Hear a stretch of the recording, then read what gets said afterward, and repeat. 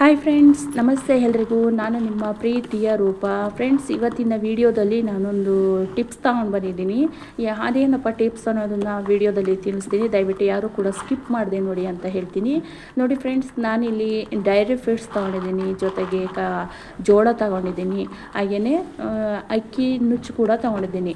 So ನೀವು ಬೇಕಿದ್ರೆ ಇದಕ್ಕೆ ಕಡಲೆಕಾಯಿ ಹಿಂಡಿ ಕೂಡ ಆ್ಯಡ್ ಮಾಡ್ಬೋದು.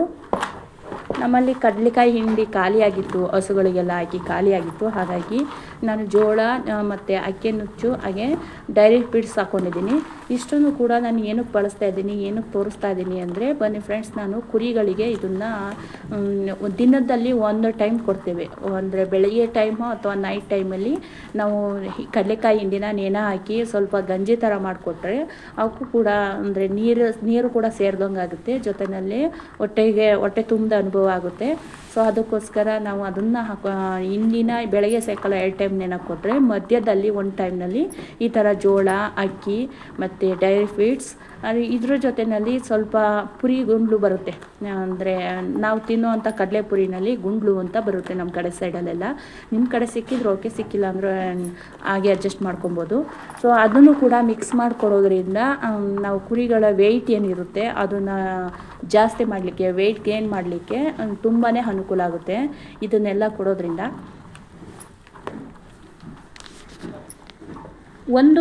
ನಮ್ಮ ಮನೆಯಲ್ಲಿ 2 ಕುರಿಗಳನ್ನ ಸಾಕೊಂಡಿದ್ದೀವಿ. 2 ಕುರಿಯಿಂದ ನಾನು 1 kgಯಿಂದ 1.5 kgಯಷ್ಟು ಎಲ್ಲ ಮಿಕ್ಸ್ನಲ್ಲಿ ಕೊಡ್ತಾ ಇರೋದ್ರಿಂದ 1ರಿಂದ 1.5 kgಯಷ್ಟು ಕೊಡ್ತಾ ಇದ್ದೀನಿ. ತುಂಬಾ ಜಾಸ್ತಿ ಬೇಡ.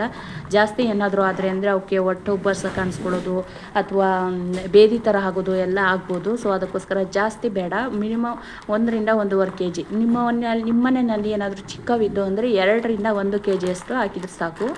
ಸೊ ನೋಡ್ತಾ ಇರ್ಬೋದು, ನಾನು ಇಟ್ಟ ತಕ್ಷಣ ಎಷ್ಟು ಬೇಗ ತಿಂತಾ ಇದ್ದಾವೆ ಕುರಿಗಳು ಅಂತ. ಸೊ ಅವಕ್ಕೆ ಜೋಳ ಕಂಡ್ರೆ ತುಂಬಾ ಇಷ್ಟ. ಅವು ಎಷ್ಟೇ ಹೊಟ್ಟೆ ತುಂಬಿದರೂ ಕೂಡ ಜೋಳ ಕಂಡ ತಕ್ಷಣ ತಿನ್ನೋಕ್ಕೆ ಸ್ಟಾರ್ಟ್ ಮಾಡ್ತವೆ.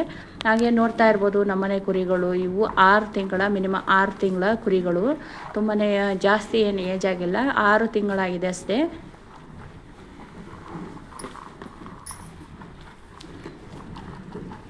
ಇಟ್ಟ ತಕ್ಷಣವೇ ತಿನ್ನಲಿಕ್ಕೆ ಸ್ಟಾರ್ಟ್ ಮಾಡ್ತವೆ. ನಾವು ಇದನ್ನು ತಿನ್ನಿಸೋದ್ರಿಂದ ಕುರಿಗಳಿಗೆ ಏನಂದರೆ ಹೊಟ್ಟೆ ತುಂಬಿದ ಅನುಭವ ಆಗುತ್ತೆ. ಹಾಗೆ ಜಾಸ್ತಿ ಮೇವೇನು ತಿನ್ನೋದಿಲ್ಲ. ನೋಡ್ತಾ ಇರ್ಬೋದು ನಮ್ಮನೆ ಕುರಿ ಎಷ್ಟು ಇದೆ ಅಂತ. ಇದು ಬಂದು ಒಂದು 25ರಿಂದ 30 kg ಅಷ್ಟು ಇದೆ ಒಂದು ಕುರಿ. ಒಂದು ಕುರಿನ 50ರಿಂದ 60 kg ತನಕ ಮೇಂಟೈನ್ ಮಾಡೋರು ಕೂಡ ಇದ್ದಾರೆ. ಬಟ್ ನಮ್ಮ ಮನೆಯಲ್ಲಿ ನಾವು 30 kg ತನಕ ನಾವು ಮೇಂಟೈನ್ ಮಾಡಿದ್ವಿ. ಇನ್ನೂ ಟೈಮ್ ಇದೆ, ಅಷ್ಟರಲ್ಲಿ ನೋಡುವ ಎಷ್ಟಾಗುತ್ತೋ ಅಷ್ಟು ಸಾಧ್ಯವಾದಷ್ಟು ವೆಯ್ಟ್ ಗೇನ್ ಮಾಡಲಿಕ್ಕೆ ಟ್ರೈ ಮಾಡ್ತೀವಿ. ಸೊ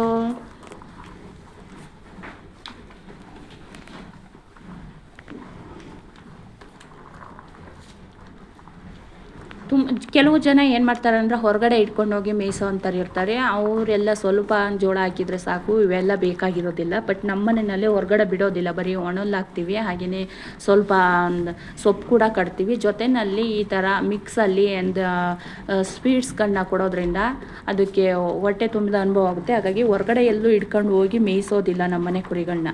ಹಾಗಾಗಿ ಇಷ್ಟನ್ನು ಕೊಟ್ಟರೆ ಸಾಕು ಅನ್ಕೋತೀನಿ.